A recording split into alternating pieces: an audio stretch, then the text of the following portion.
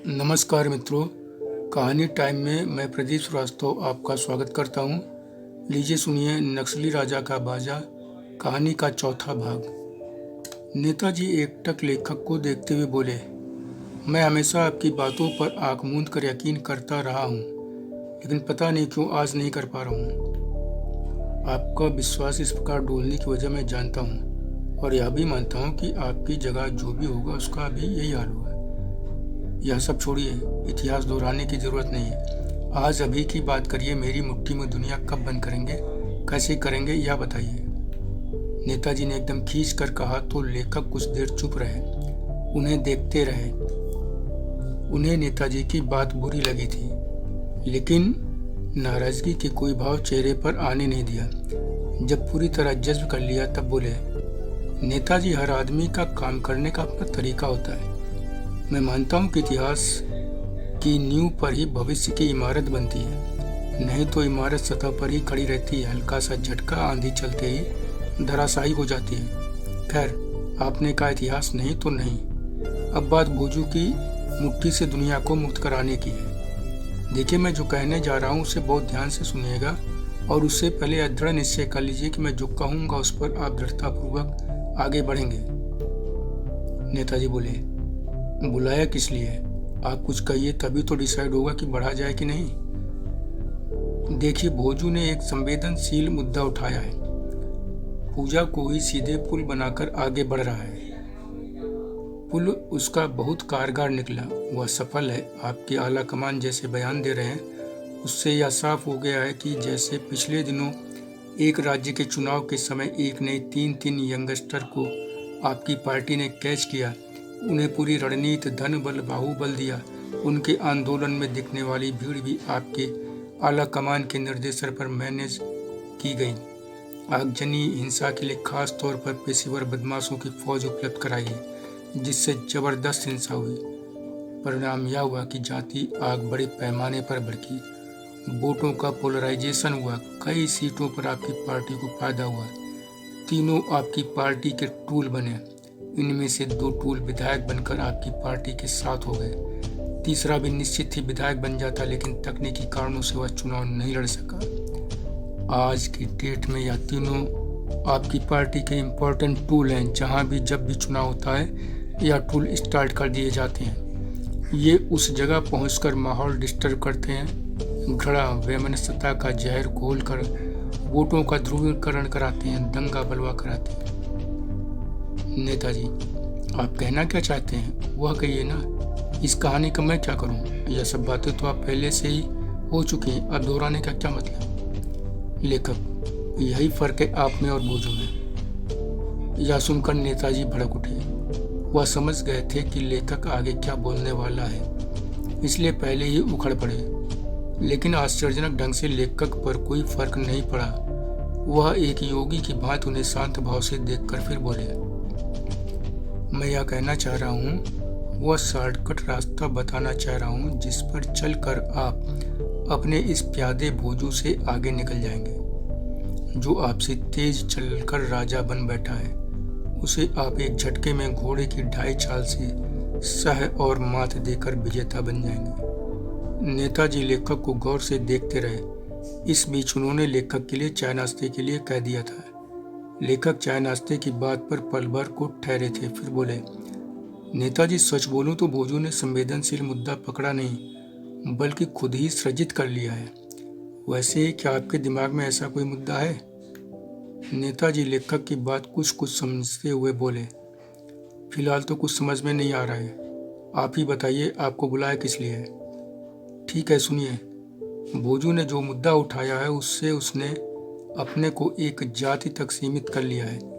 इससे यदि वह चुनाव लड़ता है तो अपनी ही सीट जीत ले तो बड़ी बात है, क्योंकि अपनी जाति के 100% वोट पाकर भी वो अपनी सीट निकाल नहीं पाएगा।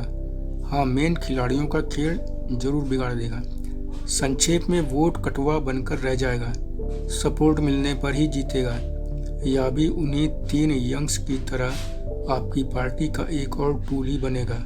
वह एक आंदोलन खड़ा कर नेता बन गया है, उसकी दुकान सज गई है, लेकिन वह हमेशा डिपेंड रहेगा बड़े खिलाड़ियों पर। यानी कि वोट बैंक के बड़े सौदागर अर्थात बड़ी राजनीतिक पार्टियां इसे यूज करेंगी।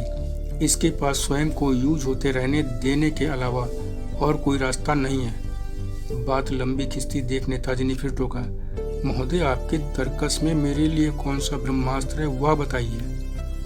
लेखक, धैर्य रखिए, वही बताने जा रहा हूँ। मैं जो तीर आपके लिए निकालने जा रहा हूँ वह आपके लिए वाकई ब्रह्मास्त्र है, जो आपको देखते देखते सिर्फ हिंदुस्तान के हिंदुओं का ही हीरो नहीं बना देगा, बल्कि पूरी दुनिया में फैले हिंदुओं के आप हीरो बन जाएंगे। आंदोलन चलाने के लिए दुनिया भर से आप पर चंदों की बरसात होने लगेगी। साथ ही आपके इस आंदोलन के तूफान में भोजू तिनके की तरह उड़ जाएगा, उसका कहीं अस्तित्व नहीं रह जाएगा और आप भोजू की तरह किसी पर डिपेंड नहीं रहेंगे, किसी के भी टूल नहीं बनेंगे। लेखक की इन बातों से नेताजी के मन में एक साथ बहुत सी फुलझड़ियां छूटने लगी, लेकिन उनके चेहरे पर कोई भाव नहीं लेकिन अपने चेहरे पर वह कोई भाव नहीं आने दे रहे थे। लेखक ने आगे बोलना जारी रखा, सीधे सीधे पत्ता खोलते हुए कहा, आप इस मांग को लेकर आंदोलन शुरू करिए कि जब किसी और धर्म के पूजा स्थलों में आने वाले चढ़ावे, उसकी आय के स्रोतों पर सरकार का किसी प्रकार का कोई नियंत्रण नहीं है, तो हिंदुओं के पूजा स्थानों पर क्यों है?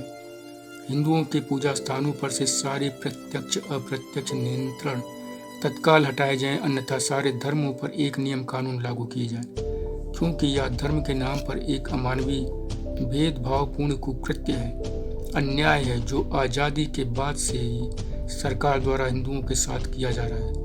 यह संविधान की मूल भावना के खिलाफ है। संविधान की इस भावना का घोर उल्लंघन है कि धर्म के आधार पर भी किसी भी नागरिक के साथ कोई भेदभाव नहीं किया जाएगा। यह एक ऐसा मुद्दा है जो कि सारे हिंदुओं के मन में है, लेकिन हिंदू क्योंकि धर्म को लेकर कट्टर धर्मांध नहीं है, इसलिए उनके मन की यह बात उनके मन में ही तैर रही है। कोई जरा सा इस मुद्दे को छेड़ेगा तो उसे बड़ा समर्थन मिल जाएगा।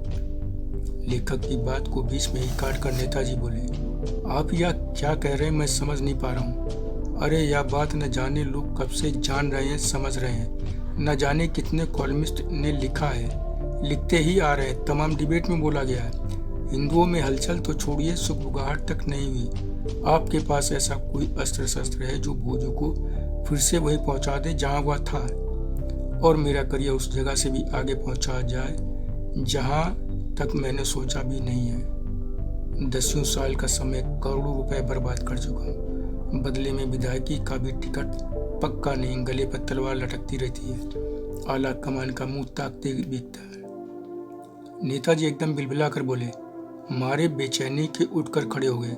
उनकी इस हालत पर भी लेखक शांति से नाश्ते पर धीरे धीरे हाथ साफ करते रहे, पनीर टिक्का और कॉफी लेते रहे और पूरी शांति के साथ बोले, नेताजी मैं बार बार कह रहा हूँ कि आप धैर्य से सुनिए।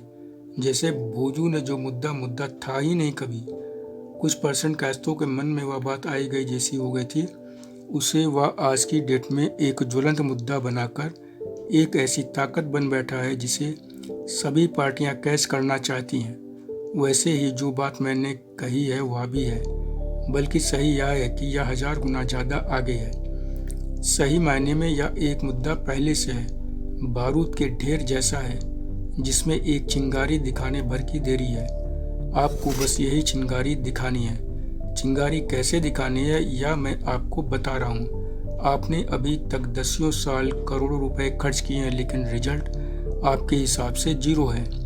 अब आपको बस कुछ रुपए और खर्च करने हैं, 400-500 आदमी इकट्ठा करने हैं, धरना प्रदर्शन की प्रशासन से इजाज़त लेनी है। मिलती है तो ठीक, नहीं मिलती है तो ठीक, प्रदर्शन होना ही है, बाकी काम मीडिया के हवाले कर दीजिए।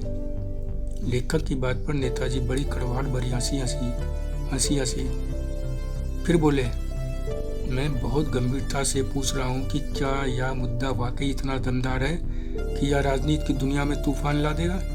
अगर है तो आपने पहले क्यों नहीं बताया? मुझे ही क्यों बता रहे हैं? आपके तो बहुत से राजनीतिक मित्र हैं, जमाने से हैं, कई तो मुझसे भी बड़ी हैसियत रखते, उन्हें बताकर क्यों नहीं उन्हें बड़े से और बड़ा बना दिया? नेताजी की बात से लेखक महोदय तिलमिला उठे। नेताजी ने सीधे सीधे उनका अपमान किया था, उनकी विश्वसनीयता, उनकी क्षमता पर सीधे सीधे प्रश्न चिन्ह लगाया था, जिससे लेखक गुस्से से भर गए, लेकिन दूर की सोच कर खुद पर नियंत्रण करने का पूरा प्रयास किया। फिर भी कुछ हद तक आगे उनकी बातों पर उसकी झलक दिखती रही। उन्होंने प्लेट में अभी भी पड़े काफी सारे पनीर टिक्कों में से एक छोटा पीस उठाकर मुंह में डाला, मानो उसके सहारे वह अपना गुस्सा पूरा निगल जाना चाह रहे हों। फिर बोले, मुझे बेहद अफसोस है कि आप मुझे आज तक इतना ही नहीं बल्कि यह कहूँगा कि आप बिल्कुल भी नहीं समझ पाए। थोड़ा बहुत भी जाना होता तो निश्चित यह बात नहीं करते। आपने मुझ पर बहुत खर्च किया है, कई बड़े बड़े काम कराए हैं। यह पनीर टिक्का अभी भी खा ही रहा हूँ, यह बड़ी टेस्टी स्ट्रांग कॉफ़ी भी पी रहा हूँ, इसलिए अपना कर्तव्य पूरा किए बिना नहीं रह सकता। लेखक की बातों से नेताजी को लगा कि यह बहुत बुरा मान गए हैं। तुरंत ही इनके दिमाग में बात आई कि इस कठिन समय में यह भी साथ छोड़ गए तो मुश्किल बढ़ जाएगी। यह मुझसे रूठा तो निश्चित ही यह बुजुआ के साथ खेलेगा। इसे साथ रखने में ही भलाई है। फायदा है, काम ना आएगा तो कम से कम बुजुआ के साथ मिलकर मेरे लिए एक और मुसीबत तो नहीं बनेगा। नेताजी ने बड़े तेजी से यह कैलकुलेशन किया और तुरंत बोले, सुनिए, आप मेरी बात समझे नहीं। आप हमेशा मेरे लिए महत्वपूर्ण थे, रहेंगे और ऐसे ही पारिवारिक मित्र भी। कितनी बड़ी है मेरी समस्या यह आप अच्छी तरह समझ ही रहे हैं, मेरे उतावलेपन का कारण भी। इसलिए आप मुझे वाकई समाधान जल्दी बताइए। नेताजी का आखिरी सेंटेंस लेखक को बहुत चुभ गया। वह बोले, देखिए, मंदिर वाला जो आंदोलन मैंने बताया है वही करिए, यह आपको नायक बना देगा। नायक? लेकिन इस बात को तो आप मानेंगे ही कि आंदोलन में 5-6 हजार से ज़्यादा भीड़ नहीं होगी तो फिर सफलता नहीं मिल पाएगी, क्या कहते हैं? लेखक कुछ देर तक नेताजी को एकटक देखने के बाद बोले, मैं हर एंगल से सोचने समझने के बाद ही बोल रहा हूँ। यह अच्छी तरह जानता हूँ कि आप पैसे से तो कमज़ोर नहीं पड़ेंगे, लेकिन सच यह भी है कि हर संभव प्रयास करके भी आप 500 से ज़्यादा लोग इकट्ठा नहीं कर पाएंगे। और जोरदार शुरुआत करने के लिए हर हालत में कम से कम 4 से 5 हजार आदमी तो चाहिए। बड़ी भीड़ होगी तो मीडिया, पुलिस महकमा भी बड़ी संख्या में इकट्ठा होगा। बड़े पैमाने पर तोड़फोड़ भी हर हाल में करवानी ही होगी, तभी बड़ी हलचल होगी। इतनी बड़ी कि राष्ट्रीय स्तर पर लोग उसे देख पाएंगे, तभी आप उस उद्देश्य तक पहुंचने में सफल होंगे। यह भी अच्छी तरह जानता हूं कि आप जो भीड़ लाएंगे उसमें बहुत से तो पुलिस का जमावड़ा देखकर ही पीछे से ही इतने पीछे हो जाएंगे कि कहीं दिखाई ही नहीं देंगे। तो ऐसे लोग तोड़फोड़ क्या करेंगे? यही तो मैं कह रहा हूँ कि आंदोलन संभव नहीं है। इतना आसान होता तो अब तक न जाने कितने लोग आंदोलन चला चुके होते। नेताजी के चेहरे पर निराशा साफ झलकने लगी थी। उनको महसूस हुआ कि जैसे उनका दिल बैठा जा रहा है। उन्होंने पानी का गिलास उठाया और पूरा पी गए। लेखक इस बीच उन्हें ध्यान से देखते रहे। नेताजी की दयनीय हालत का अक्षर अक्षर आसानी से पढ़े जा रहे थे। उनके चेहरे पर कोई बड़ी सफलता पा लेने जैसी खुशी की रेखाएं उभर रही थी, जिसे हल्कान हुए जा रहे नेताजी देख नहीं पा रहे थे। आखिर लेखक फिर बोले, आप नाहक परेशान हुए जा रहे हैं। मैंने कहा ना कि मैं हर एंगल से सोच समझकर बोल रहा हूँ। हजारों की भीड़ कैसे आएगी यह सब मुझ पर छोड़ दे, मैं ले आऊँगा। आप बस पैसे और जितनी ज़्यादा गाड़ियों का इंतजाम कर सकते हो वह करिए। इस मैटर पर भीड़ के सामने और मीडिया के सामने क्या क्या बोलना है उसकी तैयारी करिए। ना हो सके तो वह भी बताइए, वह भी मैं कर दूंगा। भीड़ के सामने क्या क्या बोलना है लिख कर दे दूंगा, देख लीजिएगा। मीडिया कैसे कैसे प्रश्न कर सकती है, उनके उत्तर आपको क्या क्या देने हैं वह भी लिख कर दे दूंगा, रट लीजिएगा।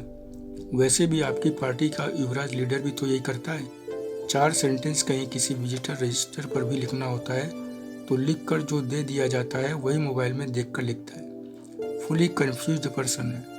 आप तो खैर विद्वान आदमी हैं, कई बार आपको बोलते देखा है।